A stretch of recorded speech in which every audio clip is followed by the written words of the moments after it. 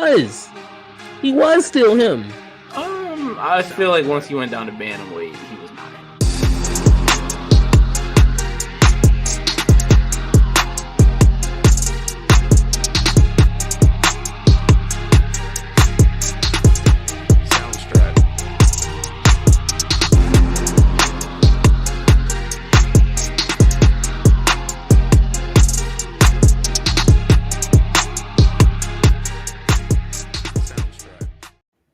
Road to Gold family, we are back in the building. It's your boy Dylan with my man Ron, and we're here with episode 8. No coincidence, 8. Very good number. That's my college football number. It's going to be a good episode. The vibes are good just for that reason specifically. Ron, how are you doing today? Feeling all good. You know, we have a card coming up here, a even bigger card coming up extremely soon. Got some things to talk about, some situations that happened last week. I'm happy to get back into it. For sure. Definitely some important things over yonder. But first, like you said, let's talk about last week's card. We had UFC Fight Night Blanchfield versus Fiore. French. You know, it's French. Blanchfield versus Fiore. A pretty good card. There were a lot of finishes on this card. Some controversial stoppages, some controversialness going on. I'm specifically referring to the Chris Weidman versus Bruno Silva fight. It was a fight that was expected to be fireworks, which it was more or less. Very, very high level stuff going on, but there was just a myriad of eye pokes, specifically mostly from Chris Weidman. Weidman did get eye poked himself, but for the most part, he was delivering a lot of eye pokes. The last one, which actually sat Bruno down, and then he got the finish. It was ruled a TKO. They later changed it to a unanimous decision win for Chris Weidman. A lot of mixed feelings on this. What was your feelings just watching this fight transpire and then how it ended? It was chaos. You know, I really felt that was a fight. Like you said, it could have been fireworks, could have been so much, but the eye pokes just really kind of drew out the situation. And then, you know, I get it. It happened on both sides. After the fight, Chris Weidman did. I saw he put a picture up, you know, like, oh, this is what he did to me. You know, his eye bruised, all red. I'm like, I get it, bro, but like, you essentially won your fight off of the eye poke. It was a double eye poke. He got on Bruno, which Bruno did not. I will agree, he did not react to it correctly. He took the eye pokes and immediately hit the ground, which I think the ref, I don't know, the ref may have been confused. He may have been not sure if it was an eye poke or if he was hurt from something else. But Bruno like hit the ground immediately, which I don't think was the right idea because, of course, all Chris did was just, hey, I'm a ground and pound, so this is over. And then essentially that's just what happened. I don't know. I hate the idea of bringing in different gloves into the UFC because as like a guy who came up from, you know, doing jiu-jitsu and stuff, I feel like having your fingers like free is important. But at the same time, something needs to probably be done because that fight alone like showed me, okay, like this is not okay.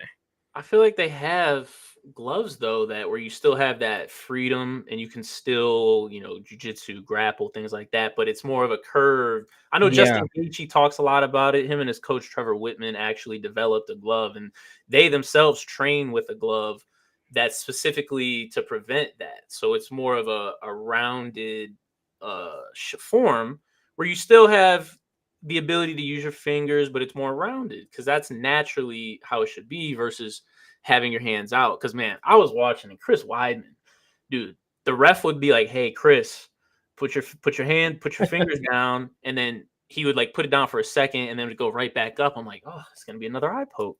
And then what do we know? He pokes him in the eye to the point where he falls. Like you said, I agree.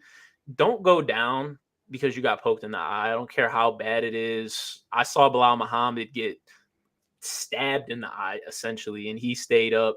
Don't go down with an eye poke because people are going to think that you got knocked out. I was watching it. I thought he got clipped. So I'm sure that's what the ref thought as well. So I will agree with him there. I will say though, if I'm the ref, I'm taking points from Chris, bro. I'm taking. Oh, if that fight wasn't stopped at that moment, for sure, a point would have to be taken off. Like, there's no other way to go about it because that it was egregious. Like a double eye poke, like that. Maybe the first time I've ever seen that. And going back to the gloves we were talking about, yeah, I saw a little article. I think it was on Twitter, but it was an article about how previous to the UFC purchasing Pride actually had a very similar glove that had a little more of a curve to it. But once everybody was just up under this Zuffa UFC umbrella, they developed a new glove, and it was supposed to be, supposed to help out grapplers, have your fingers and hands more free. And I mean, look, at the end of the day, yeah, this isn't something that happens often, but when it does happen, it can definitely ruin a fight, and that's what we don't want. And which I do agree, and that's why I am on the side that we probably don't need a new glove, because how many times are these fights being literally stopped from an eye poke? Exactly. This occurrence was rare. It happens, but it's rare. Usually we get a few eye pokes here and there, but it's not that big of a deal. But boy, like you said, when it happens, that's why I think the refs need to take it into their own hands and say, hey, we're going to be strict on these eye pokes. I guarantee you, nobody is going to be walking around, bro. I'm giving one warning. Eye poke, okay. All right. Happens again. I don't care if it's an accident. Hey, unless it's like a literal accident. Like if you're trying to, remember Brian Battle with Ainge Lusa, and he was trying to break from a clinch situation, and he ended up shoving him in the eye. Situations like that are accidents. Like that's so freaky for that to happen. I understand those. I'm not taking points from that. I'm not doing anything like that. But if hate to bring him up again, if I'm John Jones, if I'm Chris Weidman, and I'm leading with my hand, with my fingers extended, pointed out, I'm being super strict. Is there a problem with being super strict with that? Is there a problem? It's not a problem. Look, the way I see it, when the fingers are out, I'm gonna give warnings. I'm gonna tell you, hey, like watch the eye poke, watch your fingers. But if I'm telling you, and then that's the exact same way you do get the eye poke, I'll get that. All right, look, that's a point. Because not only did I warn you several times, it happened after I warned you. Right. And honestly, in that scenario, particularly, I wouldn't even be mad if it was a first time thing. Like if I'm telling you, hey, watch your hands, and then you do it, okay, point. Like I told you multiple times and it happened, so now I have to like let you understand I'm serious. So I get that. I do get that. I feel the perfect comparison is playing defensive back. If there's been times where I've been guarding a receiver man to man, and I've been very handsy, I've been holding, tugging, and the ref will pull me to the side after the play. Won't throw a flag, and he'll say, "Hey, you're getting close there. Back off of the holding." I say, "Okay." Next play, if I go out there and do the same thing, he's like, "Hey, for real, like I'm gonna have to call it soon." And I'm like, "All right." And then the next play again, he sees me tugging on his jersey, I'm gonna get a penalty. It's gonna be 15 yards. It's gonna be a flag. It shouldn't be any different here, but I don't know. I guess it's not that big of an issue because they haven't addressed it or anything. But what's funny is it's gonna become an actual issue when it's like a deciding factor in like a big fight. Like I don't want to jinx it. I'm not. Hey, don't jinx it. I don't want to jinx it. I'm not going to say any particular fight that this was to happen in. But let's in a big fight, if this was to happen and like determine the fight one way or another, that's when you see Dana. Okay, guys, let's get together and figure this out. And I'd hate for it to come down to that, but sometimes people are more reactive than proactive. I'm to the point where I honestly blow it up. I hope it happens. That's nasty. The only way revolution can happen is through drastic change. If it has to be, we have to sacrifice a championship fight for the rules to change. I'm on the side of the fighters, so I want better for them. If it's gonna happen, it needs to happen this card Saturday and not next week. That's not a big enough fight to literally change the Look, sport. bro. But I mean, I get what you're saying. I'm not I wouldn't be mad, but it is what it is. Your boy Joaquin Buckley, he knocked out Vicente Luque. There's not even much to be said, but I just want to give him props because he was at a Vegas pool party earlier in the day, That's crazy. getting hyped to dreams and nightmares, and then he went out and knocked out Vicente Luque, who looked terrible. It looked like he took a fall. It looked like the mob got to him and said, "Hey, we are putting money on Joaquin Buckley. We need you to lose." That's what We need you to lose this. I honestly what it looked like. It was pretty embarrassing, but he'll be back. I believe in him. Anyways, Shout out Joaquin. He's a good entertainer too. He's actually funny on the mic. I like him. I really hope he actually at the worst is entertaining while being in the ranks. no, he's for sure entertaining. Ever since he got that viral kick, he's been a staple in the UFC. He just got added to the video game. Yeah, I'll be using him. Look, he's a staple in MMA and the UFC. I don't know where his ceiling is. I'm not gonna lie to you. I think his ceiling is like middle of the pack. Like he's gonna be forever like a 6, 7, 8 guy. I could see him slipping around and getting to 5-4. I don't see him beating the Shavkats of the world. I don't see him beating the Ian Garys of the world. I don't see him beating the Leons of the world. But That's not happening. I could see him, fighting a Jack Della. I could see it. Getting in the he probably loses, but I could see the fight. I could make the fight happening. Yeah, that's what I'm saying. I'm a fan. I've been a fan. I thought Vicente would get it, but proved me wrong. Either way, we had the main event: Aaron Blanchfield and Manon Fior. It was what I expected, pretty much. Not a masterclass, but it was decidedly different on the feet. Be respectful. That's what I'm saying. It wasn't like Manon was able to wobble her every round or sit her down, but she just it was just an outclassing on the feet.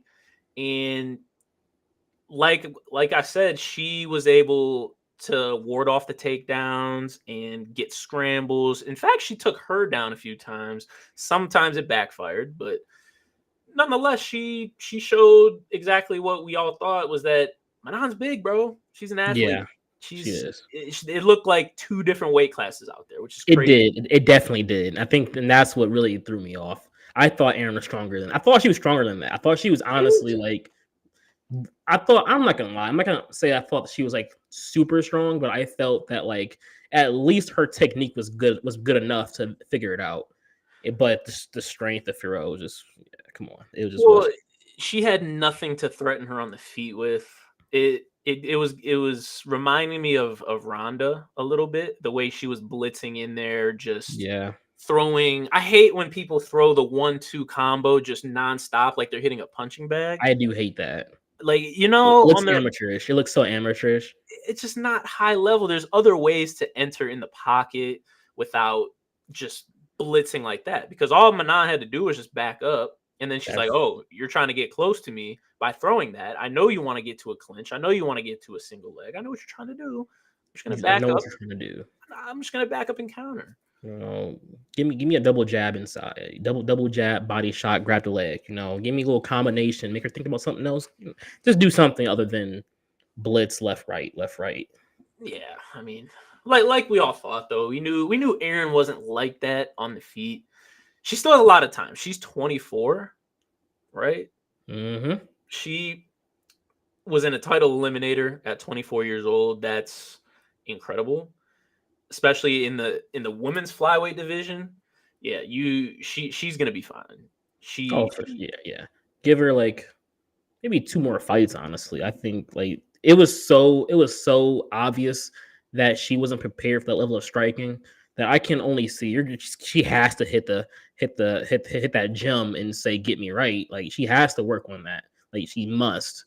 I just don't know how, like how does one improve their striking at that level, because she clearly is in the top MMA organization in the world. So she's already a UFC fighter. I'm sure she's practicing striking. She has to be because her wrestling has been pristine since day one. So I'm sure they got to be looking like, hey, what's our weak point? It's striking. Let's work on that. So she should be working on that, right? I think unfortunately it's changed gyms.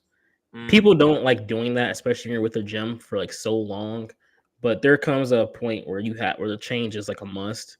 And I think she has to change gyms. Maybe she needs to get to a gym that's more serious, or maybe just a gym that is more striking focused, or maybe a little more balanced. Maybe go holler at DC and them. You feel me? Like they have a pretty balanced gym out there.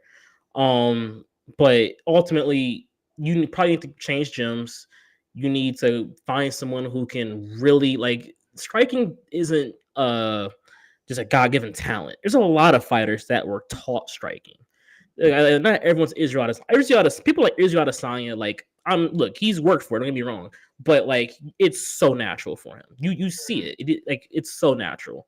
There's a lot of fighters that had to be taught high level striking, and I think that may just be her. She may just be her, and like that's okay. You can maybe change gyms, find a nice trainer, maybe go talk to Trevor Whitman or something like that, and then they'll help you out on the things you need, to cover up in your game. Yeah, she needs to go to Tiger Muay Thai out there in Thailand. Hey, now look, this week I watched a lot of just they have on YouTube. Their YouTube account is amazing. They just have their practice sessions just on YouTube. So I'm watching Arman Sarukian and this Peter is hilarious Yan you're talking about them right now because I'm actually I got hit recently as well, and like they got some guys out there who was going after it. Like, they're out getting it in. Oh yeah, Valentina. She might not be there right now because of tough, but Valentina be training out there. They got some people, and it's like their practices. They be getting to it. I think she could benefit from that. Obviously, I don't expect her to just uproot her entire life in New Jersey and go train in Thailand, but a gym like that where maybe more of a Muay Thai focus, maybe kickboxing. Because I know she's not focusing on kickboxing. I know she might be focusing on boxing. They might be practicing combo, blah blah blah. But I know her kickboxing, her Muay Thai, things like that. I don't know. I think she's 24. She may go hit the club after. I don't know. Nah. She she's not doing that. She's dedicated. She's gonna be back.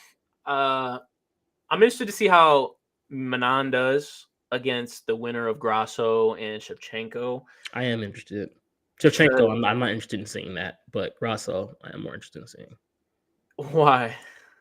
Val's the whole package. Yeah, I think like she's the whole package, and she can utilize whatever weapon she wants to use. Yeah, and her the way she gets to her takedowns, that's exactly. Her entries are more high level. So you know what I mean? Like that. You need to be so on point facing Val that like I don't even know. Beating Val is just is something that is.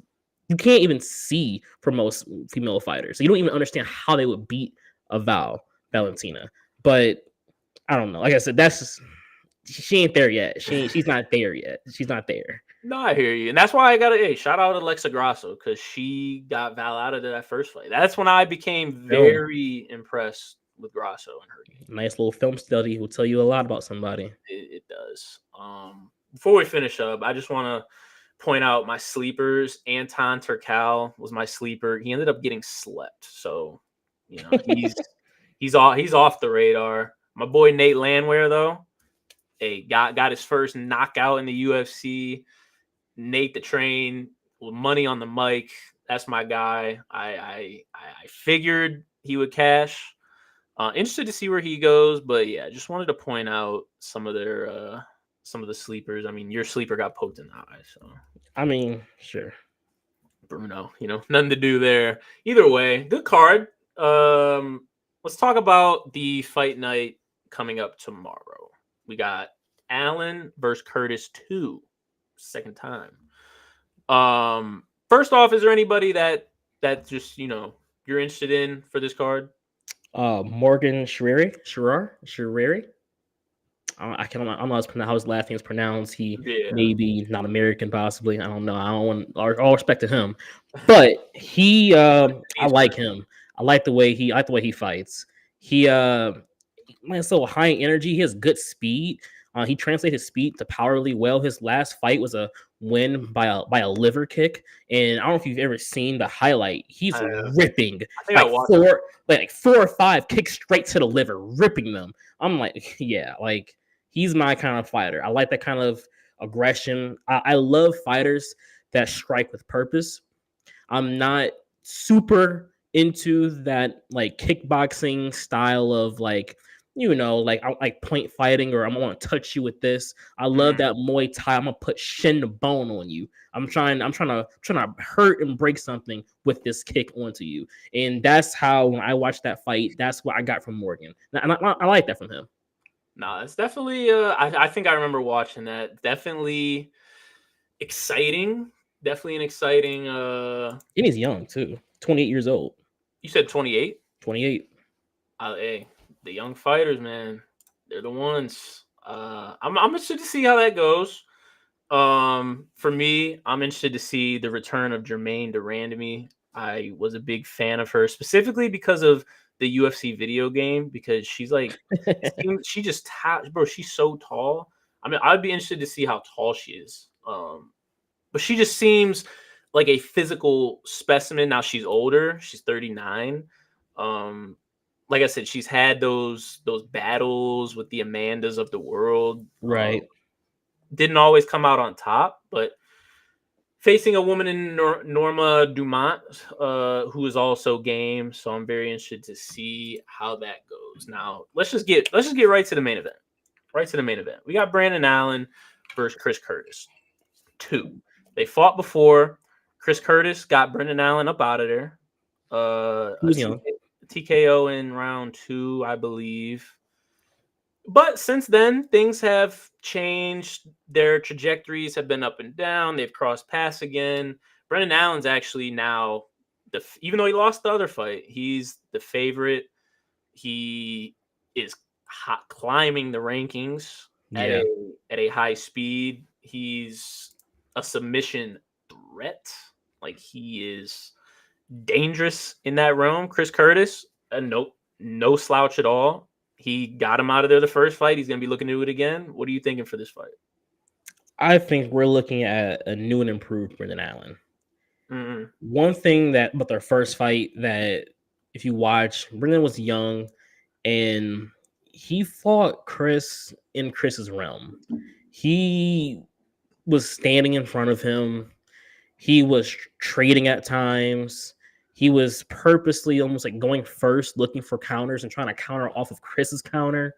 It was just a whole bunch of like I don't know if it was an ego thing, but he was like fighting to try to prove a point. I'm a better striker than you. Right. And Brendan, like, you're better than that. You're better than that. But don't get me wrong, I like Chris Curtis. I do. His striking style is a little slower than I would like. He is a counter striker, almost a heavy counter striker. He almost like he can go first, but he wants to counter you. He wants to dissect your game plan, see how you attack him, and he wants to really counter with a right hook or a left hook. He'll mix it up a little bit, but Brendan Allen has so many more weapons. Like, all you have to do is just don't fight his fight. Don't let him trap you. Don't let him trap you into a jab or a hook just for him to counter over your shoulder. Like, don't do that. The first fight you did that, and that's how you lost. Brendan, go after him. Do a combination with the intention of a takedown. Another thing is, if you do happen to hurt Chris Curtis, something that Brendan Allen also does, which is a little annoying, is he will stop the process of a TKO to go for a submission. And while doing that, he may be allowing his opponent to regain and recover themselves. You already have him halfway out of there. Just finish. Just keep punching him. Just keep going. Look, he's still young. He's only 28. You have more weapons. You have more paths to victory. And you are just as much of a gamer as he is, if not more. Fight your fight. I believe he will win. I believe Brendan Allen will win this fight. He's more mature. He's learned a lot since their first fight. I think this is his fight. I mean, I feel you with if you got him hurt, just finish him. His last 4 fights have ended in submissions. So They it's like, have. I don't know. Like he probably might want to keep that streak going. But I mean, feel it. ultimately, no. Ultimately, you're right. It's the higher you climb in the division, the less risk you should take in that kind of regard. You know, if you got the fight essentially won, just finish it. Doesn't, especially if you're gonna get a finish. If you're gonna get a decision, I feel you. You always want to get a finish. But if you got somebody hurt on the ropes, it doesn't matter whether it's a submission, whether it's a TKO, whether it's a knockout, doctor stoppage. It doesn't matter. A win's a win. I'm sure Charles Oliveira, who has, what is he, second in submissions or is he first? I know I Jim believe Miller. he is first. I'll look that up. I'll look it up. I think he is first. I know. Now I think he's first. Like I know recently, just him and Jim Miller are, they're going back and forth with the they records. are. But I'm sure Charles, when he was fighting, Michael Chandler for the vacant title, I'm sure he probably did want a submission. But when he was presented with that counter left and then had him up against the wall and was relentlessly throwing right hooks, he didn't care. He said, hey, whether it was a finish here or whether it was on the feet, whether it was on the ground, I'm the champ now. So I do feel you. I think Brendan Allen also will win. We're in agreement there. I think he has come a long way. Chris Curtis, I'm a Chris Curtis fan. Ever since he fought Jack Hermanson, though, he's kind of rubbed me the wrong way. I'm not gonna lie, because I don't know if you remember that fight, but he could not get close to Jack Hermanson. Like Jack Hermanson was kickboxing his heart out, and kept distance. And Chris was getting frustrated, and he was getting mad at Jack because Jack was controlling the distance, and I didn't like it. I didn't like it. I don't anticipate that being a problem in this fight. But nonetheless, like you said, I think Brendan Allen has a lot of weapons now, especially better on the feet than he was back then. He's always been a threat on the ground. So For sure. I think I'm gonna go with Brendan Allen here as well. Chris also has a puncher's chance. I'll give him that. I mean, powerful guy. Very powerful. Very powerful, very stocky. And like you said, he's a gamer. He's not just gonna go out and just quit. He's not going to take the easy way out. He's going to fight to the bell. He's going to fight to the finish. This fight I don't anticipate this fight being a stoppage. I anticipate this going the distance, which is why it's going to be very interesting to see if Brendan Allen can go the distance with a Chris Curtis. That's good. You know, that's interesting because I think this fight is actually going to be a finish. I don't know. I think it's going to be a finish because Chris may get a little overzealous and add a little more pressure than he should. Or Brendan Allen's going to figure out a way to take him down. And I don't think Chris Curtis can handle that on the ground. I don't either. I'll be quite honest with you. I don't either. I think Brendan Allen is, he submitted Paul Craig. Very high level. And Paul Craig is the man on the ground. So you submit Paul Craig, you got my respect. Brendan has a future for sure. I'll be tuned in tomorrow to see that. But for the main event of our podcast, we're gonna do something a little different. We're gonna look at the card that is in a week. We're gonna look at a little bit of UFC 300. Now, UFC 300 is one of the most stacked cards that the UFC's ever seen. From the earliest prelim to the main event, every fight is a banger. If you're a UFC fan, you know every fighter on this card. Even if you're not a UFC fan, you probably know a good amount. If I recall, I think there's 11 or 12 former or current champions on this card. It's like 10% of all the champions ever. Isn't that such a crazy stat? That's insane. On one card? On one card. That's so crazy.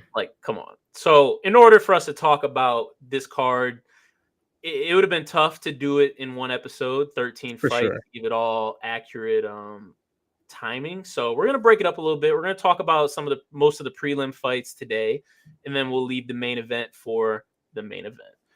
I'm really excited to get into this, man. There's some interesting fights here. not all of them mean the most, They'll be at least exciting.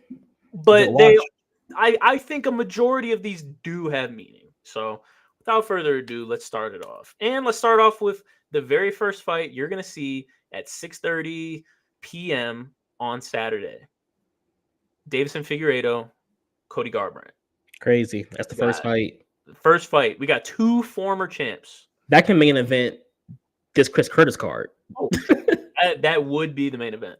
Like insane that it's the earliest prelim. I'm happy about it. I'm blessed. I'm very interested to see. I'm interested to see how Figgy continues to look at bantamweight. And I'm interested to see how he does against a Cody Garbrandt, who obviously, as we know, has had an up and down career since having the belt, defeating Dominic Cruz. He's had an up and down career, and he finds himself on the early prelims. So, what are you thinking about this clash? And be respectful. I can give all the praise to Figgy. He was definitely one of my favorite featherweights watching him, especially come up, win the belt, all those wars, Brandon Moreno. I can get all into that. But I want to focus on Cody Garbrandt because I want to let everyone know that I think he's such a fraud that, like, I am not a fan of Cody Garbrandt. I'm not. I am not a fan of Cody Garbrandt. He has a little knockout power. A little? And he's funny and fun to watch because he makes fun of fighters while he fights them. That's his career. I just wrapped up his whole career. His entire career. I don't know when the last time anyone looked at some Cody Garbrandt film. Go back and watch those fights he fought before he got to Dominic Cruz. Almost at least half of those fighters haven't fought since he's fought them back in like 2017, 18, 19. Cody Garbrandt, his come up was fighting guys who aren't even in the UFC anymore. I get it. He beat Dominic Cruz. Dominic Cruz was considered one of the greatest. One of the greatest featherweight, one of the greatest bantamweights we've ever seen. Maybe I want to say ever. I want to say ever, but I'm going Aljo, but I feel you. One of them. I say one of them. Yeah, for sure. But besides that, if you get into his career after that, it's full of win-loss, more or less, almost more losses than wins. In the fights that you thought he was going to just win against these mid-tier fighters, he lost some of them. If you break down his career, it's mid. He earned himself a name fighting Cruz and Dillashaw, lost to Dillashaw twice, and that his career is 3 fights. Cruz, Dillashaw. That's his career. This should be, I don't want to get disrespectful. This could easily be a first round 2-piece for Figgy and get up through. He can get in the crowd and watch the rest of the fights, while he's sitting there without a scratch on him. I am not a fan of Cody. I get why. You're not. And on paper, everything probably does say Figgy's going to get this win. That's why I got to go with Cody Garbrandt. This guy. Not only is he an Ohio kid, granted Columbus area, so, but nonetheless the Ohio kid. So I'm already biased. But I understand everything you're talking about. The fights you're talking about, though, are old. They're a while ago. Cruz, even the fights he won against Cruz, it's old. Dillashaw, it's old. Even his fights against Kai Kara-France, that was at flyweight, but he lost. It was old. Rob Font, it was old. Now, do they mean something? Yes, but what has he done since then? Well, he's on a 2-fight win streak, and some were saying, hey, his first win was a unanimous decision. People said, oh, the UFC spoon-fed him this guy, and he said, okay, let's face Brian Kelleher. That's a solid bantamweight, and he stopped him on the the Colby versus Leon card. He stopped him. Cody has elite punching power. He has some of the strongest hands, strongest punches in that division, whether you like it or not. Now, we know his flaws. His chin is virtually non-existent. Glass. He does have a glass chin. So it's going to come down to, here are the two questions. First off, do you think Figgy is going to get it to the ground first? Because he is a wrestler. He does lean on that.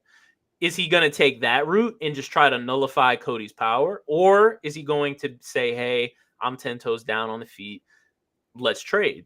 And I'm going to try to get you out on the feet. Which way do you think it goes?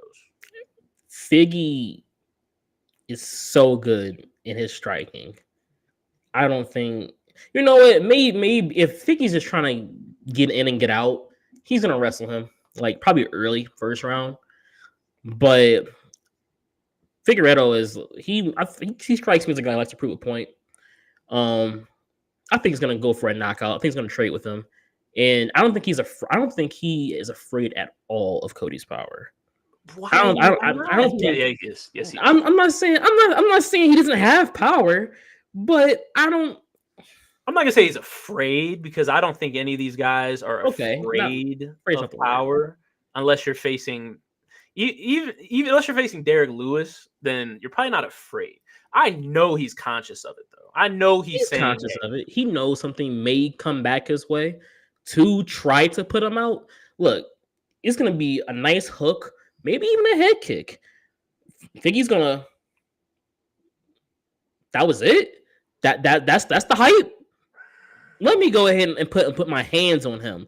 Let me put my hands on this guy to make sure that we can put this. Like, I'm trying to get back to the seat. I'm trying to drink me a beer, enjoy me some nice meal, and watch the rest of this card. That's what I'm trying to do. Let me put my hands on him so I can do that as soon as possible.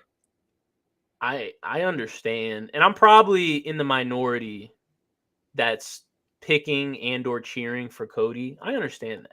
I know the odds are against him. I mean, he's probably a 300 plus 300 favorite if I just had to guess, and he's plus 240. You know, it's not bad. It should be higher. But if what you're telling me is true, then Figgy's gonna stand 10 toes down, and he's gonna try to get him out of there on the feet.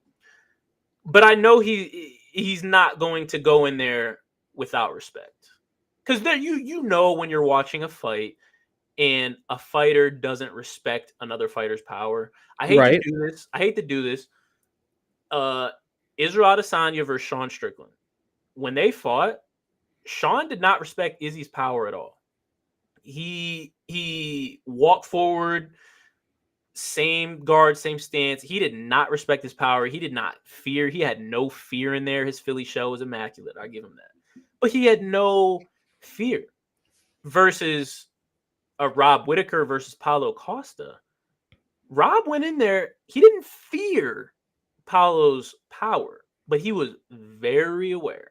He was very aware of it, very cognizant of it. I think Figgy should take that route.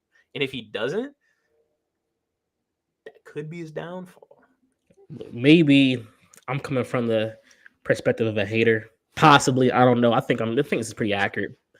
I'm so against Cody that sometimes I like to watch a couple fights before the belt. I like to watch him beat Dom and then watch the fight where TJ beats him, gets right into his face and right after. I love watching his come up and breakdown. Like, I actually enjoy watching it just for the simple fact that he wasn't supposed to happen in the first place.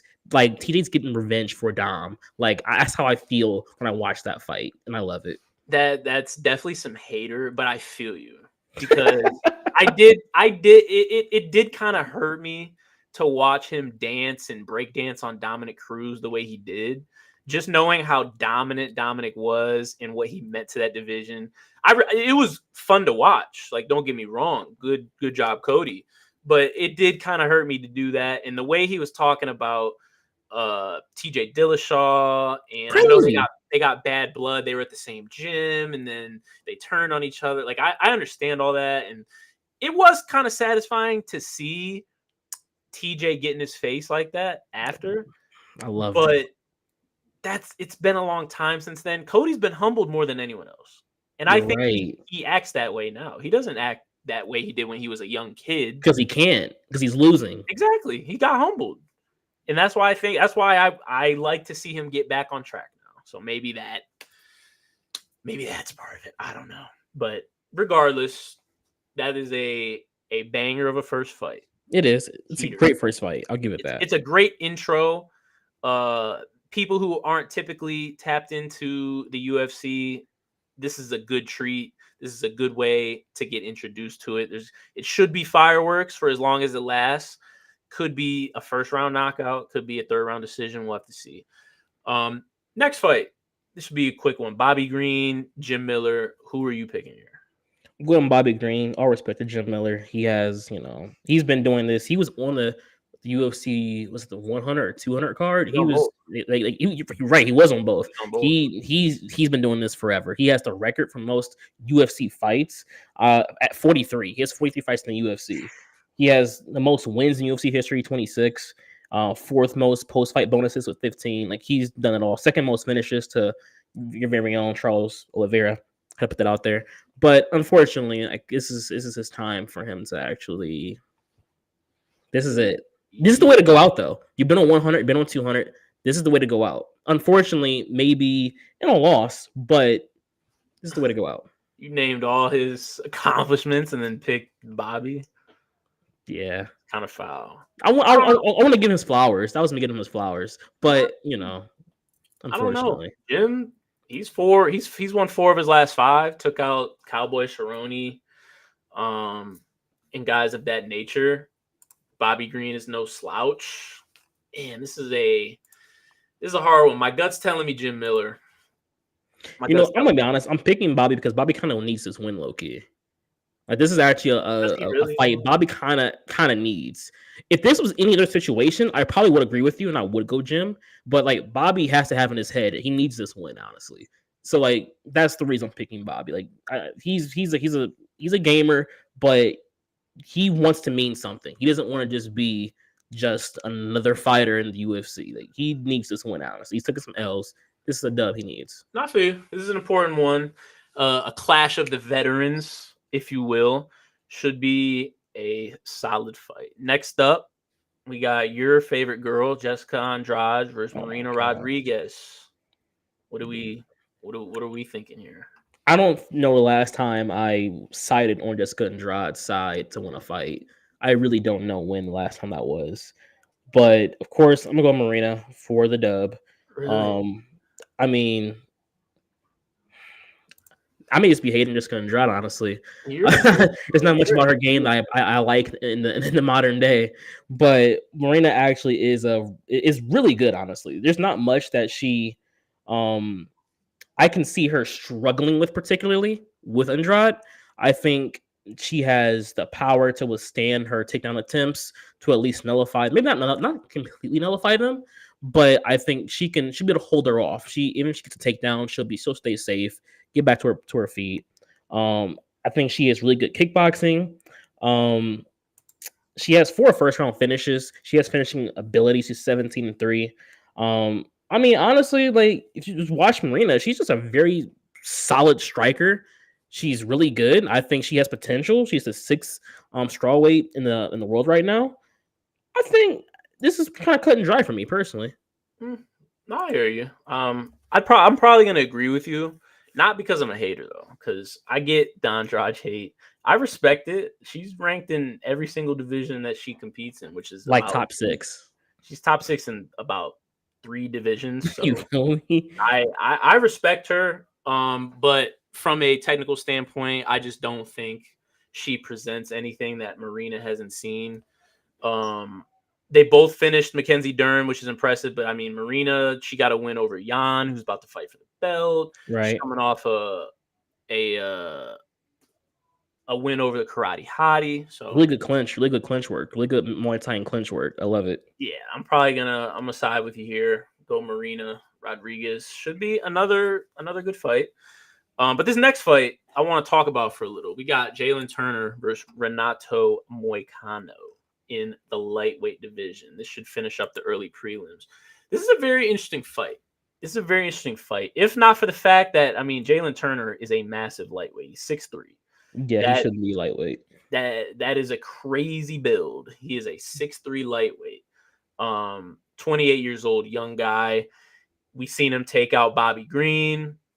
We've seen him in the thick of it. But he's going against a gamer in Renato Moicano. Really good striker. Really good striker. And dangerous on the ground too. Dangerous. So, I like him. I like Renato. You know, this is a tough one. I'm probably gonna go Jalen Turner here. I'm going Jalen Turner here. Really? Yeah. Renato, look, man. I love his striking. Is not like he's not like known for a million knockouts. I think he only has like 4. But he's a good base. Like he's not specializing as a striker. Like he has way more submission. He has 10 wins by submission. He's just more of a submission specialist than anything. But you can't just strike with him and think everything is just all fun and dandy. The moment you think, I think you can. If you're Jalen Turner, I think you can. I think Jalen's I think you're thinking about his ceiling. Jalen actually has a really high ceiling, and I'll give you that. I don't think Jalen hasn't stepped up to the plate yet. He hasn't shown me he wants to reach his potential. He's almost the same fighter every time I see him, which is a good fighter, a ranked fighter, but he hasn't taken that step to make me feel as if he's ready to be somebody. Renato fights to win. He's gonna hit you with a combo. He's take you down. He's gonna immediately try to find a leg, an arm. He's gonna maybe some ground and pound. He's gonna immediately go for a win. Like he gets to the ground and gets busy immediately. Jalen, even when he strikes, he has this little even though he's the longer fighter, he doesn't always use that as an advantage. He sometimes gets inside. He'll put some good elbows and knees and stuff. But he doesn't come off as someone who is looking to make it to the next step. And if without that urgency, he needs to want that for him to be better, and he hasn't just done that for me yet. I think he's on that path. I do think he's on that path. He just got a great finish over Bobby Green. He's fought some top guys in the division. He's fought Gamrot, who was Gamrot was a backup for one of the championship fights not too long ago. Whatever you want to say about Dan Hooker is an elite. I don't want to say elite. Not anymore. He is what's the word then? Because he is a top striker in the division. I think you can use the word top with like you can use the word top. He's a top striker. He might not be top 3 like where he was when he fought Dustin Poirier. I was under the impression that he was a top 5 striker maybe in the UFC. The way he boxed Dustin Poirier, it was one of the most amazing fights I've ever seen to this day. I feel you. And with that being said, he's went toe-to-toe with him. He's went toe-to-toe with Gamrot, got Bobby Green out of there. If there's ever a time to go, it's now. Moicano is he is well respected in the MMA community. I mean, won 4 of his last 5. He lost to RDA, so it is what it is. That's RDA. That's RDA. It is. At the end of the day, it is. But that was a pretty embarrassing fight. I don't know if you saw it. It was short notice. I will say it was short notice. Renato stepped up to the plate. I remember this. He stepped up on short notice. Probably out of shape. Probably tried to get him up out of there earlier, but it did not work out. It was a tough fight to watch. I wanted the fight to be stopped a few times. It was one of those kinds of fights. I don't hold that against him, though. I mean, he's beat Drew Dober. He's beat Brad Riddell, Alexander Hernandez, Jai Herbert. He's beat some guys. I understand. On the feet, I don't think he's in the same class as Jalen Turner. So it's going to come to can he submit? Bro, he's not. Bro, Jalen Bro, Turner. his Muay Thai is good, man. Like his knees, elbows. He man. I'm not gonna if he can get inside Jalen Turner is in for a situation. Is Does Renato make his money on the feet? No, in your opinion? he doesn't make his money on the feet. Jalen Turner makes his money on the feet, which is my point. Is that And Jalen Turner is almost mid. Can't be. He's ranked, and he's in the top maybe 10 right now. He's 10. He's 10. So can't be mid if you're in the top 10. You can be mid in top 10.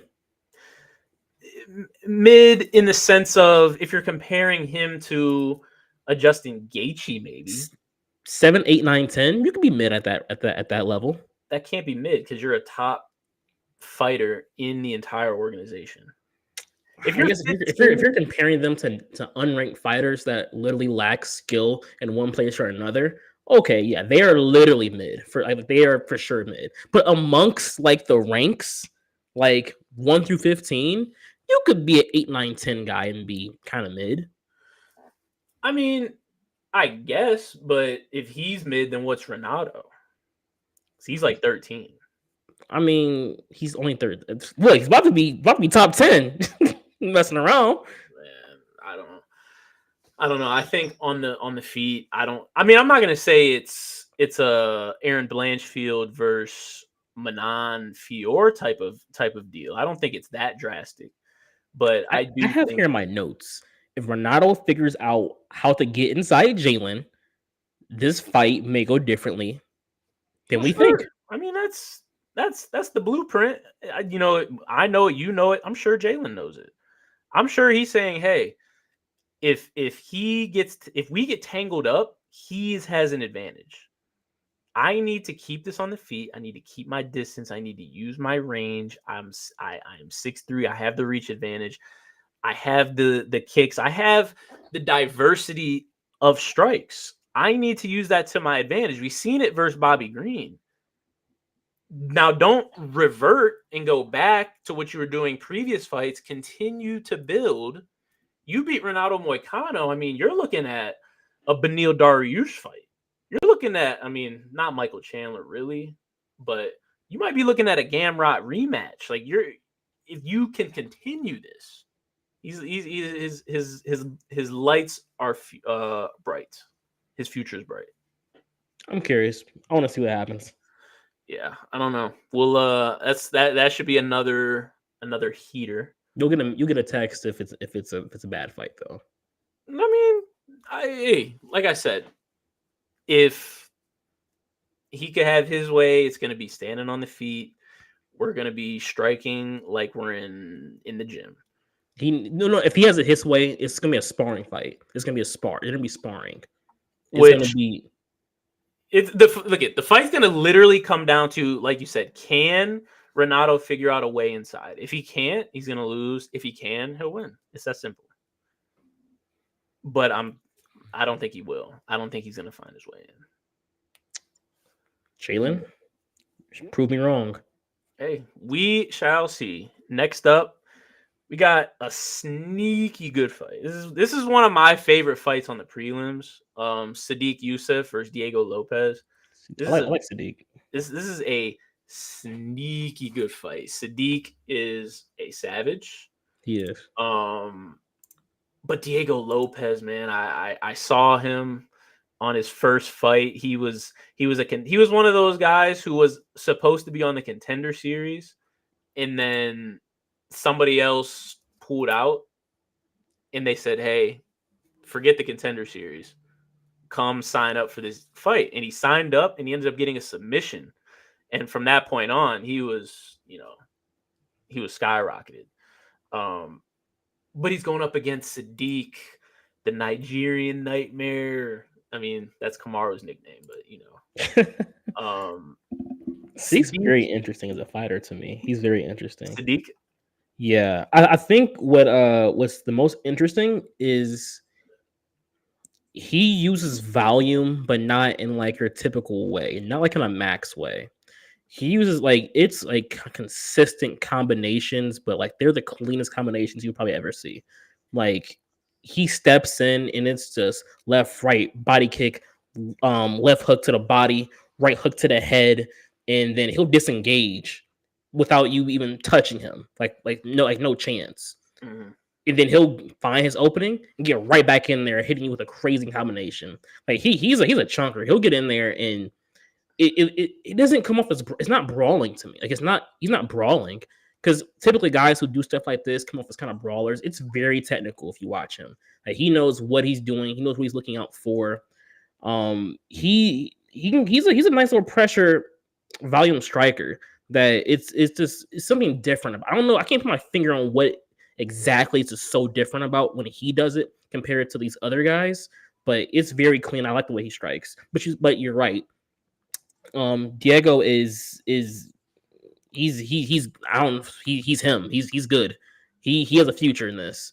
He is not known to play with. He's skill wise just as good as Yusuf, if not better. I debatably better. I'd say probably at least. No, I think I'm comfortable saying he's better. This is actually a fight that I had as a toss up. To be honest, I have no clue who I can even say I think will win it. If I had to put money on the fight, I'd probably go with. What's your gut say? Yusuf. I go Sadiq. I knew you were gonna go Yusuf. I knew you were gonna go there. But Yusuf, I mean, for good reason. Yusuf is a savage. I'm gonna go Diego, man. I'm going. I understand. I get it. Because and here's the reason why. When I first saw Diego Lopes, I thought he was a strictly Brazilian Jiu-Jitsu. I want to get it to the ground. I can't strike.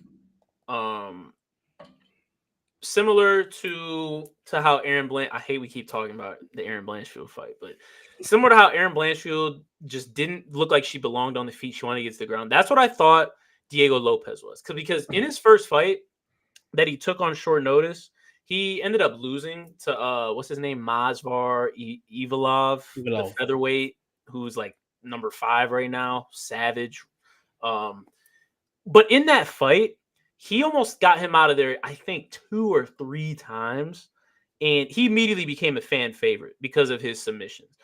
And I remember watching that, like, I don't know if he has it. Like, I don't know if he has long in this sport if you can just throw that up and that's really it.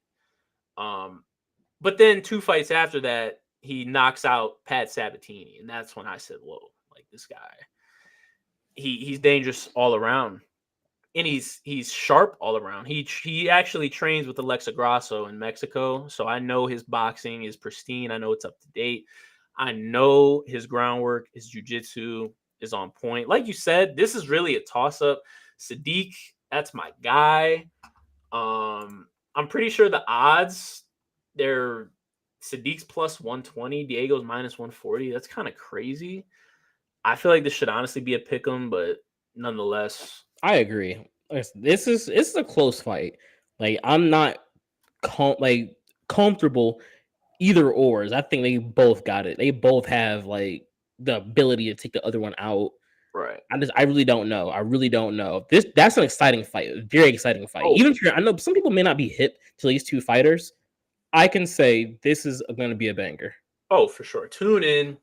Make sure you do, because I definitely could see this ending in a finish. But we got 2 more fights to talk about, and these are the big guns that we're going to talk about today. We got 4 people who have either fought for the belt here or in another organization, or we're 1 fight away. The first one of those, we got Holly Holm, Kayla Harrison. Holly Holm, the former world champion boxer who made her infamous fight with Ronda Rousey, the knockout of her, has since, had the belt, lost it, is trying to get back up the hill. We got Kayla Harrison, who was in PFL. She dominated over there, ended up losing one of her fights, but they don't really talk about that. But nonetheless, one of the biggest women MMA signings really since that era, that Ronda era. This is a doozy. This fight's a doozy. I'm looking at the odds right now, and they're kind of disrespectful. You got Kayla minus 500. Do they? You said what? Do they really? They got Kayla minus 500, Holly plus 350. I understand why. Because if you watch any Kayla Harrison film, she's an Olympic judo champ. She got a gold Multiple medal. times. She got a gold medal. She got multiple gold medals in judo. It's no secret where she's trying to get the fight. Does Holly have anything for Kayla Harrison? Oh man, yes, she does. You know, Holly Holm, man, look, she got them. She got them on her. She's an elite striker. Women's MMA, there's not many names that you can put over Holly Holmes. There's maybe a nice little handful. That's probably it. She's one of the best strikers in women's MMA, one of the best kickboxers. She's strong. Even at her age, she's like 41, 42 years old. She's up there. She is up there. Not even kidding. She is up there. She's still strong. She's very strong. She knows how to protect herself. She's very aware of her positioning, her opponents. Kayla Harrison, if she ties Holly up, I do foresee a takedown, but I don't think it's gonna happen. I think is the early rounds. I don't think it's gonna happen. I think Holly may have her way a little bit in these early rounds. I don't know if Harrison's ever saw a striker as good as Holly Holm is. Like we talk about the Ronda fight, that's where a lot of people first heard Holly Holm, first heard of her in the first place. The shot heard around the world, the infamous head kick. Side note, that's another career that I love watching, the rise and fall of Ronda Rousey. Yeah. That's nothing. That's not here nor there. But Holly Holm, she is everything you think she doesn't have. She has enough to keep herself in the game, in the fight. She has enough of it. With that being said, I think Kayla's gonna have a tougher time than she thinks. I will admit, I'm probably gonna have to go Kayla Harrison, just for the simple fact that, I mean, you're that good on the ground. Your takedowns are that good. You're an Olympian in judo. You have one of the best arm bars we've seen since Ronda Rousey. Yeah, most likely the odds are in your favor. But I think this fight will be better than people think it will be, though. I agree. I gotta go Kayla here, just because I've seen Holly get tied up, man. I've seen her get tied up on the fence, and I've seen her get dragged to those depths. And I don't know if Holly has. I don't know if she has it in her to keep Kayla away for 3 rounds. Not for 3. I don't think 3. You know, the first few, I do agree. I think Holly's going to keep that distance and find a way to escape that. But man, and Kayla's no slouch on the feet. She used to be a slouch on the feet. It used to be bad. I remember specifically watching PFL in like 2021, late 2021, early 2022 when it came on ESPN. And I didn't even know a single fighter in PFL, but I knew about Kayla Harrison. And I was like, wow, she would get destroyed in the UFC. Like Amanda Nunes would destroy her because her striking is so bad. I watched her latest fight against Aspen Ladd, who's a former UFC fighter, and Kayla improved on the feet. She's granted she's at AT&T, so she's with Dustin Poirier. Like she's with those guys down there, Gilbert Burns, all them. So I understand why her striking improved the way it did. And is it better than Holly Holmes? No, not by any means. But it's good enough to get her entrances. We're talking about entrances a lot today. It's going to allow her to enter into these pockets. She gets a hold of Holly, she's going down, unfortunately. Like, that's the thing. But Holly's smart, man. She's a high IQ. Her IQ is so high. Like, okay, if you go back and look at the Ronda Holly Holm fight, if we pay attention to how that fight played out, even though Ronda was in that fight, I'm gonna be honest, was being an idiot trying to strike with one of the best strikers. Holly was very tentative, to those close range encounters. Right. And anytime Ronda even thought to try to get close, it was with a punch for some odd reason. But in Holly doesn't know what's going to happen next. She would literally push her, body kick. She would duck, get out the way, create distance. She was very aware of creating distance at any given time. Even if you watch her kicks, a lot of those kicks that she was throwing were very calculated, whether if it was high or low, to make sure Ronda couldn't just catch it and take her down. She's a very high fight IQ, and I know she's a little older now. She may not have as much spring to her steps she used to have, but those early rounds, if she can figure it out early, I don't know. I just don't know. My favorite part about that whole Holly Holm Ronda is just that like final sequence is just so weird. Like she went for a punch and literally threw her whole body into it against the cage. Went against the cage, and then like came back, and then she got wobbled, and then she tried to run away, and Holly like head kicked her when she was running away. Like it's insane. I guess she was concussed already. She didn't have the right mouthpiece in. That's what she just came out and said the other day on a podcast. She said, I came into that fight concussed. I didn't have the right mouthpiece. This is kind of why I had to retire early. I don't know why she would come out 10 years later and say that. Because it still hurts her. But it's like, you don't have to say it. Like, you don't have to do that. That pride. That was the one moment in her career where her pride was actually severely damaged. She really felt she was the best in the world. She was toying with people. When you're that good of a grab, we're talking about Ronda Rousey right now. I know we're kind of off on a tangent, but I have to just say, when you were that good on the ground and you decide, let me abandon this game plan and start striking, it's because I'm that good. I'm obviously better and I can just do this. Let me just try it on one of the other premier strikers in the UFC. That result's going to happen.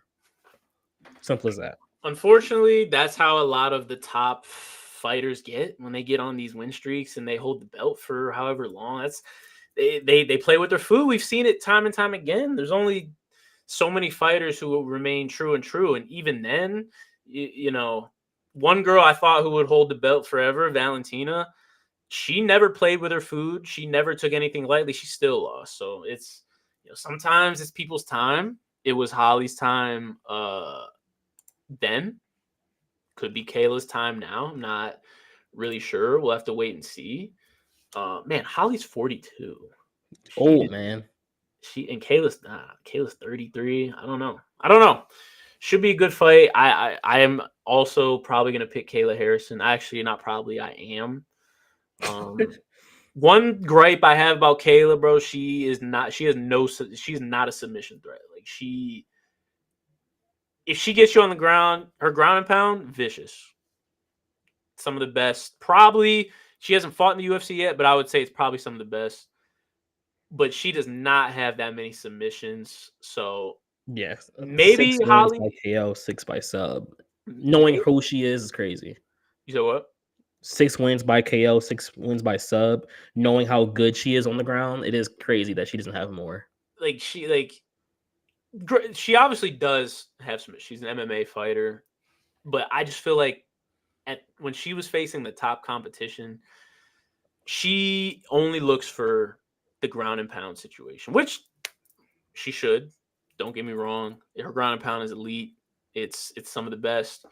But, you know, if Holly can just avoid getting fully mounted, getting into half, like, I think she could be fine, but it's a tall task, man. You're facing a judo Olympic champ. I don't know. I really hope Holly just ran 5 miles a day. Just let her cardio be there. If her cardio is there, this is a Holly Holm dub, low key. Right. But I don't know, man. We will see. The last fight on our schedule, Calvin Kattar versus Aljamain Sterling. Super interesting. Aljamain Sterling's first fight at featherweight. He arguably is a top, not even arguably, he is a top 2 bantamweight of all time. But he just couldn't. He was a weight bully. I'm not gonna lie. He was a weight bully. He walks around at like 170 and he's making 135. That's insanity. So he's letting his boy Marab get a crack at the belt. He's going up to featherweight. No easy task against Calvin Kattar. It's The not. boy, the Boston, Massachusetts native who's been in there with the best. Mostly Yeah, known for his fight with Max Holloway where he got schooled, but that was a long time ago. long time ago. It was a long time ago. He's beaten guys like Giga, who Look, I wouldn't have thought that would have happened personally. no chance. I remember that. Going into that fight, I said Giga's next up. That's really what I was thinking. I swore Giga was next up. I swore he was.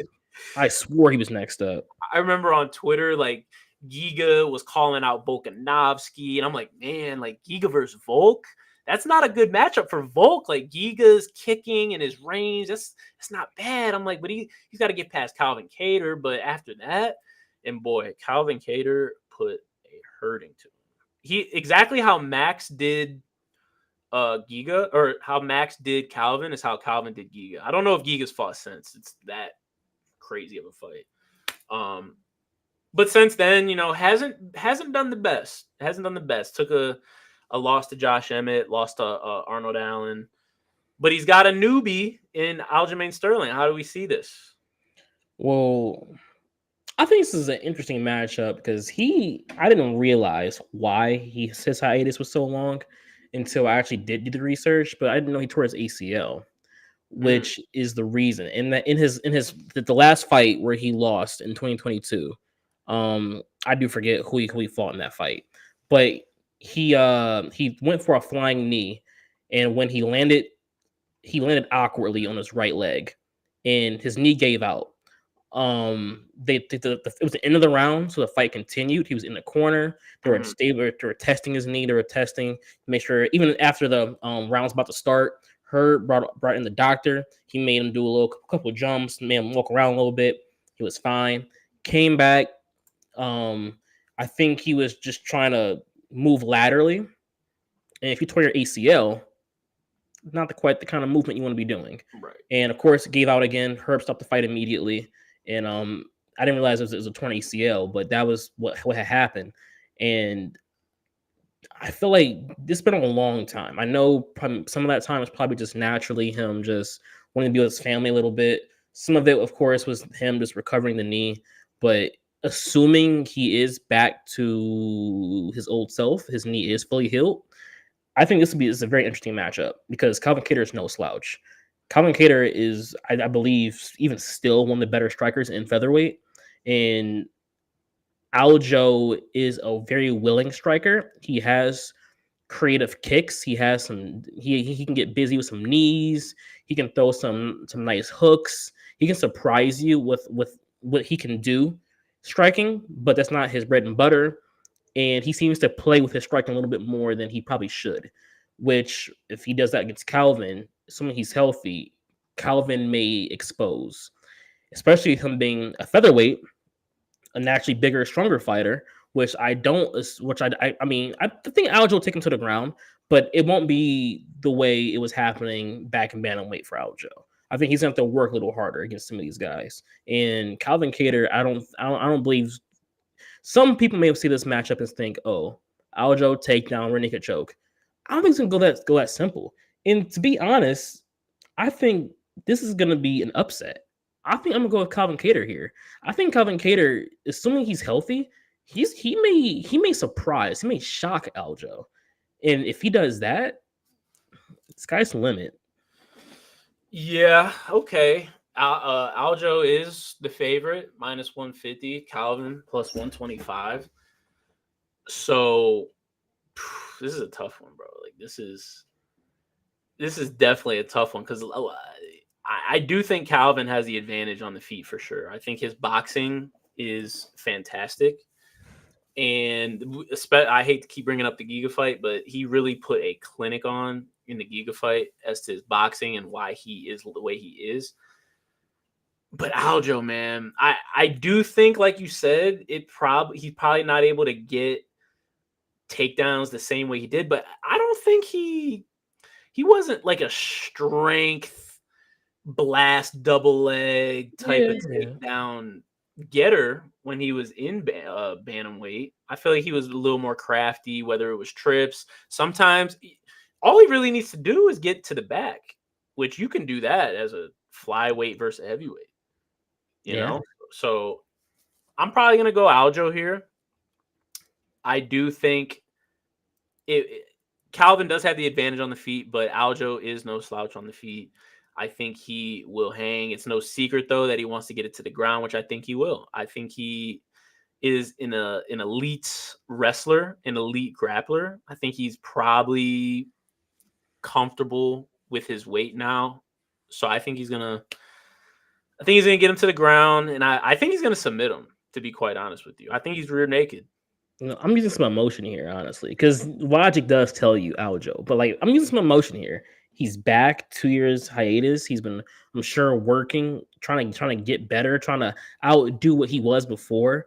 I think Calvin Cater is gonna go in there and shock people, especially he's number 8. They still kept respect on him, having him come back still number 8 in the world for featherweight, and he was close. I know losing to Max was kind of hindered his path a little bit, but he was close. He was close to really showing that he could be a possible title contender. And I really feel like if he is healthy, he's gonna show people why he was that then. Like I said, when he fought Max, the winner of that was arguably going to get a title shot next. He was one fight away. So he is more than qualified to be in this position. I'm extremely excited to see this because this is a stylistic dream for us fans. We get to see boxing versus grappling, but I think we're going to see on the feet, on the ground. We're going to see it all. We get to see Aljo make his debut at featherweight. We're interested. How does this Aljo experiment go? Like he wins this. Let's look at some of these rankings over here at featherweight. Not gonna lie, if he wins this fight, I I think this mean, is a very interesting situation for him. he's got a debut around 6, 7. He Does would it have to. like 6, 7, 8 in that realm? He debuts there, and then he fights one more fight. Hey, I'm you not gonna looking at a lie, title. Aljo's. I have a lot of respect for Aljo. So if he wins this fight, I'm very interested to see how he does against more or less the top 6. And I'm very curious to see how that situation goes for him. And I'm looking at these top 6, and I think he can beat any one of these guys outside of. I mean, he could beat anyone in the division, but I don't see him personally beating Max. Um, I don't see him personally beating Volk.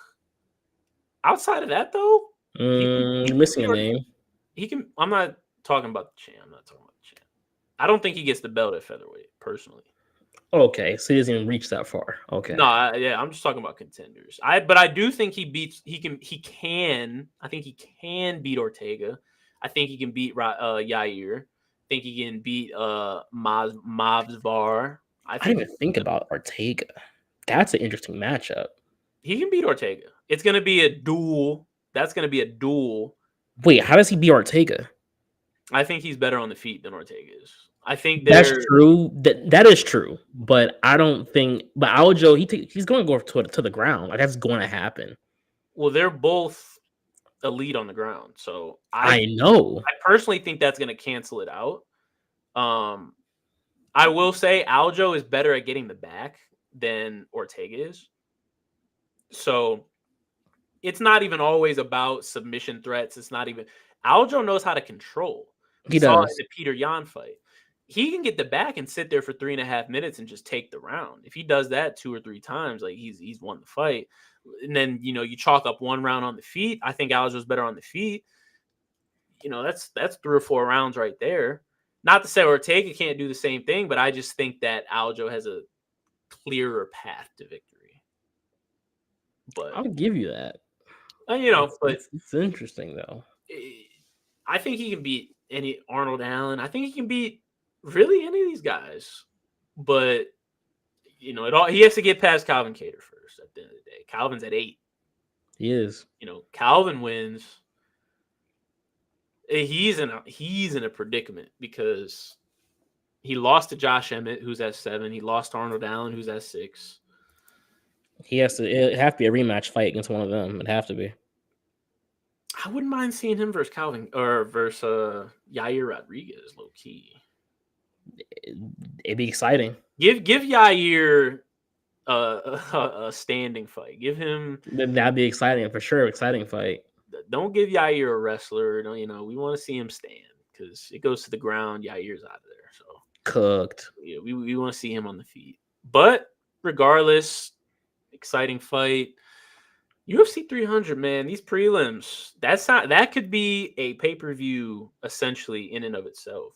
Oh, 100% could. And that's just part 1. That's just part 1. We got part 2 next week. Like big dogs. We got some names next week. I don't even want to get into it, but I mean, talking about like guys like Charles Oliveira and Bo Nickel they're not even main events. They're not even the last 3 fights. We're cooking with grease. But regardless, you got any plays of the week, and this could be from the fight night. It could be from UFC 300 prelims. It could be whichever one. To be honest, I kept it simple.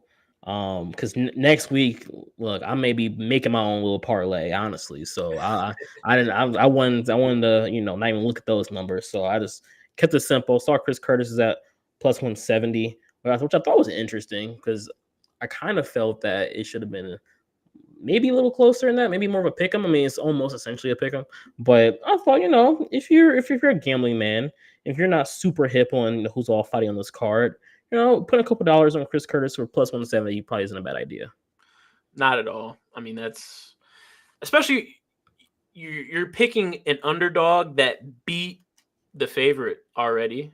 Right. Like, that's definitely good value. I respect it. I am personally going to go Germaine de Randamie versus Norma Beaumont. I'm taking Germaine. She's 39. I understand.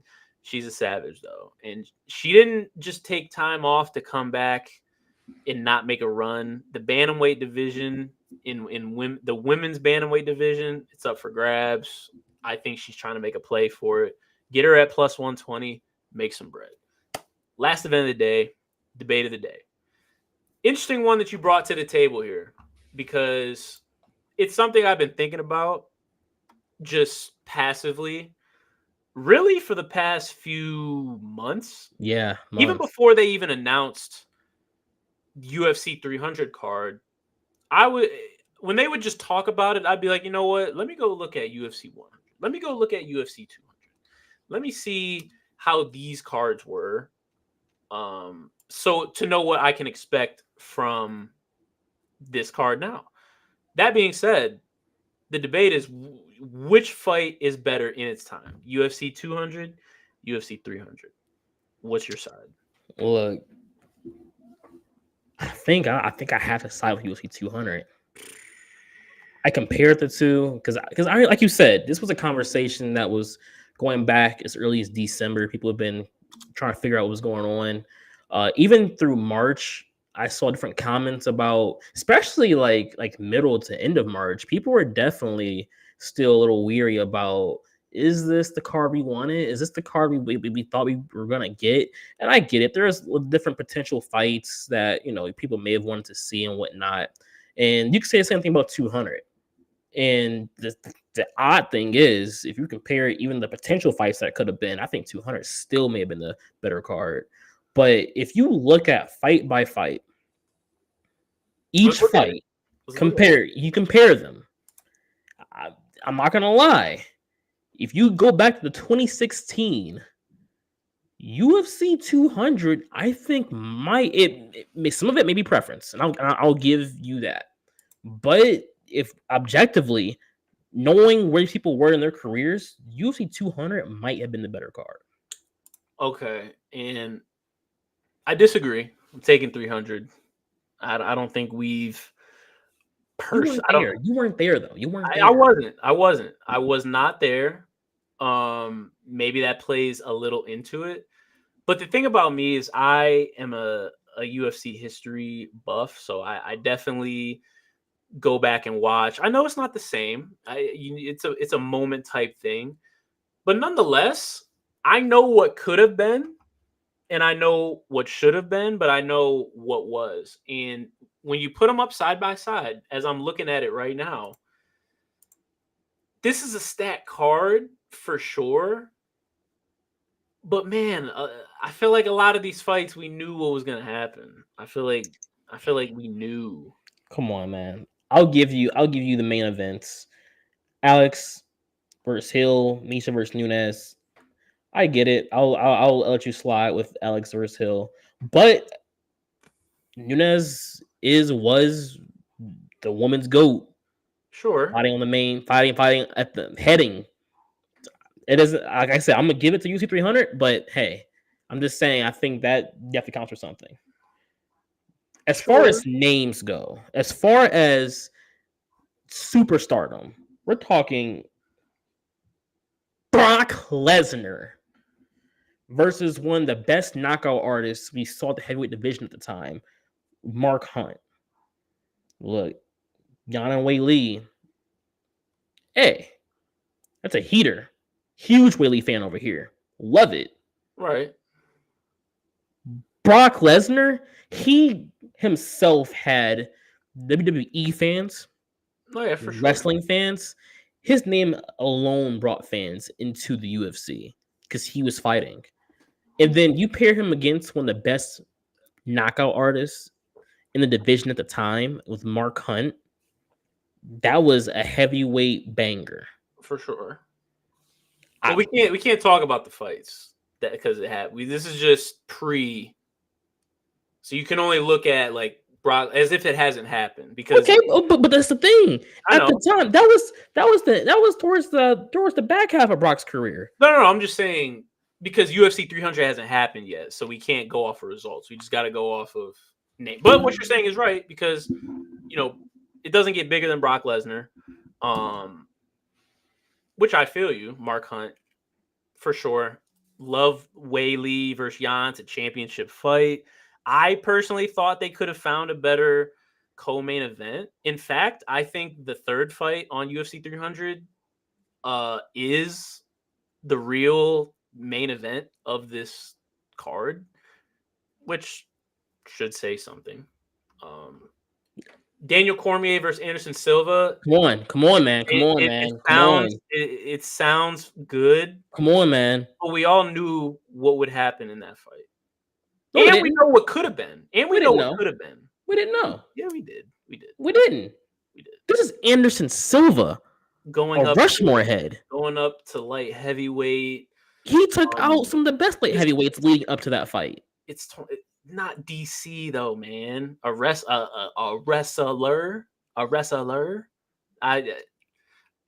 And we know what could have been. If we would have seen, I don't know, Anderson, John Jones. It was supposed to be Daniel Cormier versus John Jones, right? It was supposed to be them.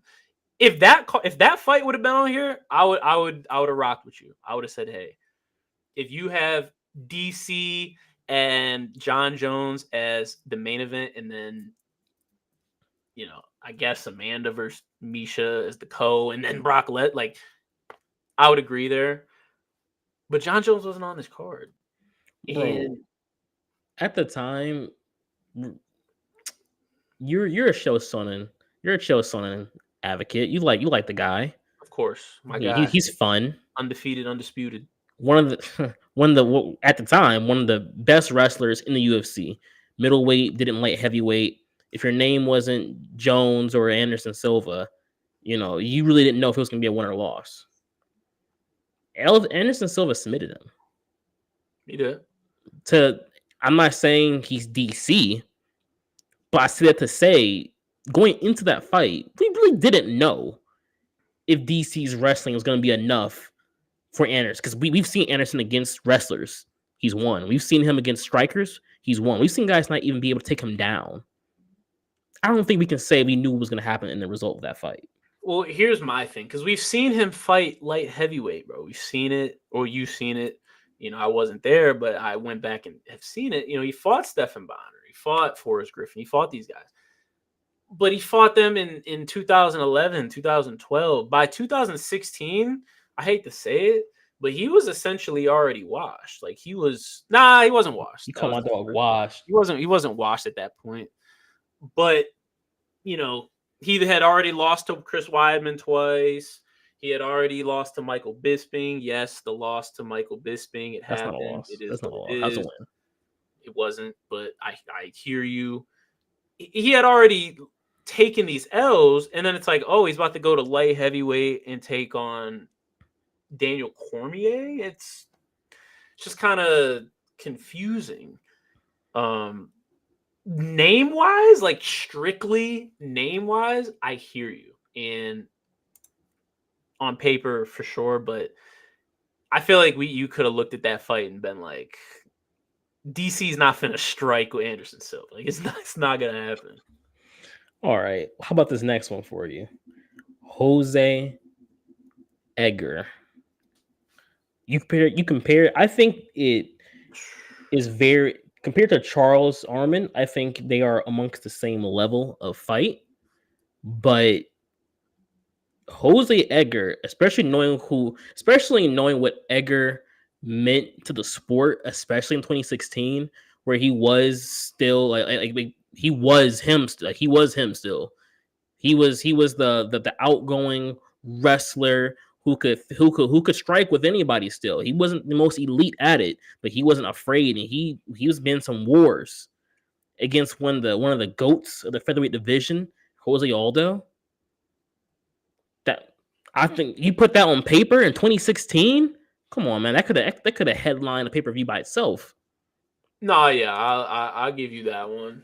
Shout out to Charles. He's great. One of my favorite fighters. If they had Armin, I Charles, don't think is Armin isn't what Edgar or Jose or even Charles is yet. I think skillfully he is, but as far as being a star, you're absolutely right. Armin is not a star. I don't think he will ever be a star. It's just not like to be a star, bro, I don't care. You have to have Some some mic type of skills. personality. You got to have some personality. You got to have some type of mic skills.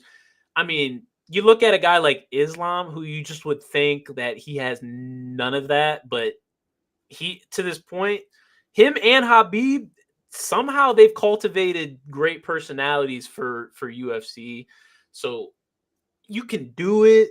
Charles, I mean, for really 100% of Charles's title reign and up until now, he hasn't spoke English once. Whoa. Okay, I Any of hear his you. Where's this after going? see, you didn't even let me finish. See, Okay. you trying to hate. I'm trying to compliment him. I'm not even gonna finish my No, that's statement on now, me. 'cause That's I on don't, me. That's on I'm me. not That's on complimenting me. Charles. That's on I me. was going That's to on me. compliment him, but now I'm not. But regardless, you have to have some type of personality, some type of something. I don't think Armin has that. So I'll agree with you there. Cain Velasquez versus Travis Brown. Compared to Bo Nickel, I'll say and this. I think it speaks for itself. Come on. It because speaks for itself. I think Bo Nickel is the highest of any of the four fighters, but I do think the Cain Velasquez Travis Brown fight would be viewed better just because nobody, bro, Cody Brundage. I remember when this got announced, I was like, why are they just feeding him? I get why they're Cody Brundage isn't a can, but we're talking about Bo Nickel versus Hamzat. Like that's what Bo Nickel was talking about after his last fight. Not to saying he should be fighting Hamzat, but give him somebody, man.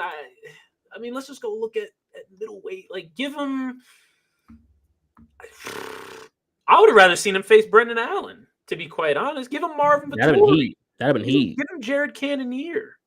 You know, That'd be heat. Yeah, that's going. Actually, I ain't gonna lie to you. That's going. You feel me? I think he could have hung with all of them. But regardless, I do think that the Cain fight is better.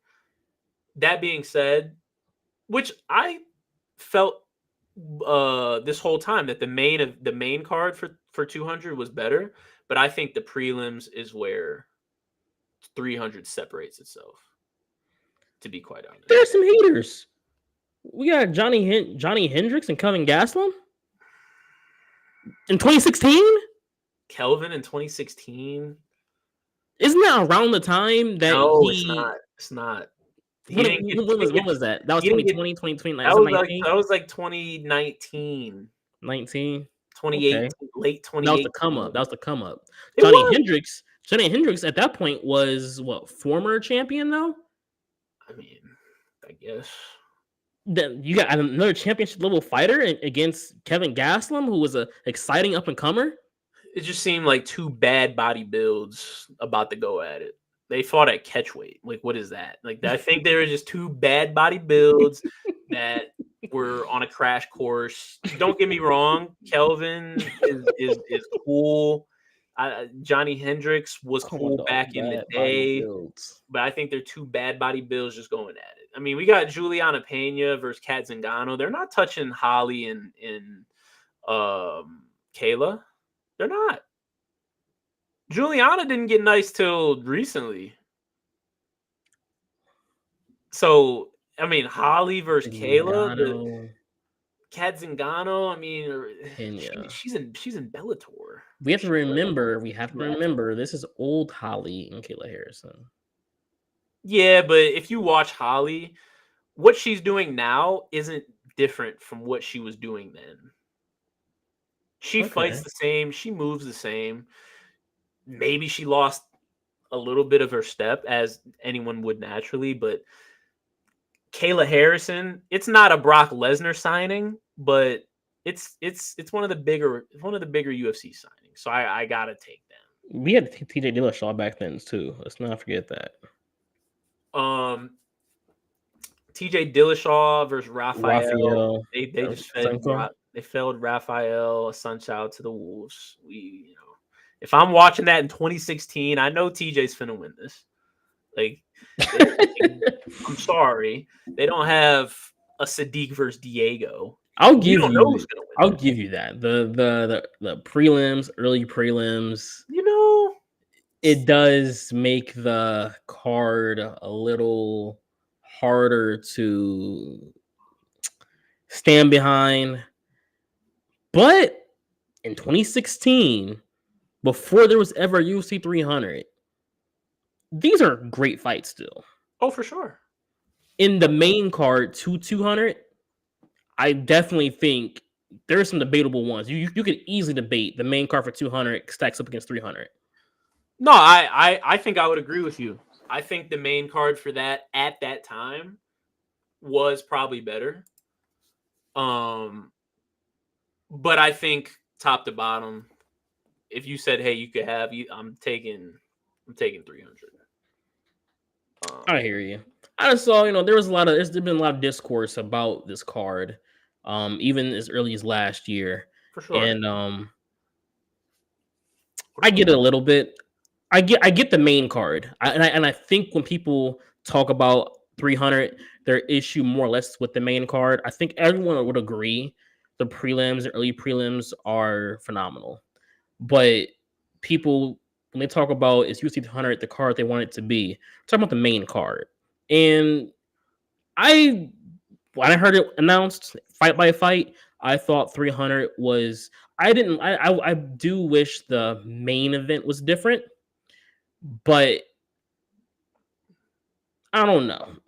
People, I think, were a little harsh on 300 as the fights were coming out, but I think Dana, in the back end of the prelims, early prelims, he pretty much helped everybody out, rounded it out really well. For sure. And like I said, I personally think I would have rather had Max Holloway versus Justin Gaethje, as I know they can't because championship fights always precede normal ones. I would have rather had those two fight main event and then had Jamal and Alex Co. and then Jan versus Wei Lee. I'd rather see Charles versus Arman as the cut. I would have just rearranged it. I understand why they couldn't. I understand why they shouldn't. But ultimately, I would agree with you. I think it's a very deep card. And I think that was the point. Because one point Dana White did make is he said, we have so many fighters signed to so many important, like we have a pay-per-view every month. So it's hard to kind of get all your people on one card. I mean, they got Izzy versus Duplessis verbally agreed for I think UFC 305 in Perth, which is not too far from now. So it's hard to get your biggest stars all on one card. So you got to cut Dana some slack there. I think that's why he decided to make it more of a deep card than a top heavy card, which I appreciate. Shout out to the places to stop being sweet. Shout out for him for actually stepping up to the plate. Supposedly, we'll see if people sign, and I want that one. Like I want that one bad personally. Like I'm in Izzy's fight camp or something. Like I want that one. I want that one back. But regard, I think he retires. Who? Izzy? If you think he wins, he retires. No. Izzy's very. I know he wants that Sean fight back. He wants that one back. You're right. He definitely needs that. He needs that. He needs that work. He needs that. Yeah, he needs that. He needs that fade for sure. Yeah, he's with how he fought. Like, if he would have went out like how he did against Pereira, I don't think he needed that Pereira fight back. He got it back because they ended up he was in a position to get a immediate rematch. But I don't think he truly needed it. But that Sean Strickland fight, man, it looked bad. I think he wants that one back. Yeah, he needs that work back for sure. But we'll see. That's a good show, bro. That's some good chunk. I can't wait till next week. We can talk about. We can recap some of these this UFC fight night. See how this Curtis versus Allen fight goes, but I'm excited to talk about that main card. And I specifically left out Yuri versus Rakic because you could argue that should be on the main card. To be honest, some work. You can argue that prelim fight should be on the main card. So we're gonna talk about it on the main card because we respect Yuri Prochazka out here. But yeah, anything else you got for the people? Special teams. Special players, special plays. Real Recognize Real. Make sure y'all check that out. Control Simpson, Saturday, giving you the breakdowns that you need to have. Look at whoever your favorite team is. I know a lot of people, especially out here, Browns fans, lock in. You guys need to find someone. You need it. I know your drafts don't usually go so well, so definitely check him out. He may get you hit to someone who the Browns need to get. Maybe you can push an agenda, possibly. I don't know. Maybe start a whole little hey, draft. Hey, I don't know, but Browns have to figure something out because we making moves. Steeler fan, we're making moves out here. We're making moves. That's all I'm saying. We're making moves. Just want everybody to know I'm not with him. I'm unbiased. He is on a ledge by himself. Justin Fields, Russell Wilson. All right, man. that is enough of that. Like I said, great show. I'm excited for next week. We will talk to y'all next